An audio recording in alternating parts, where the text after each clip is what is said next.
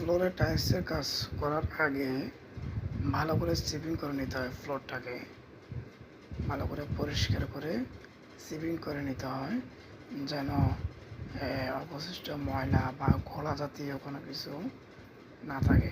সুন্দর করে পরিষ্কার করে ফ্লোরটাকে প্রিপেয়ার করতে হয় আর কি।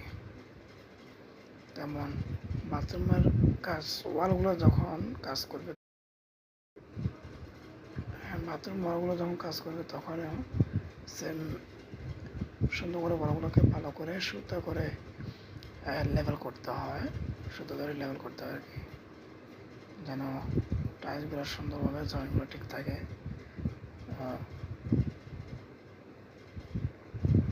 এই আর কি।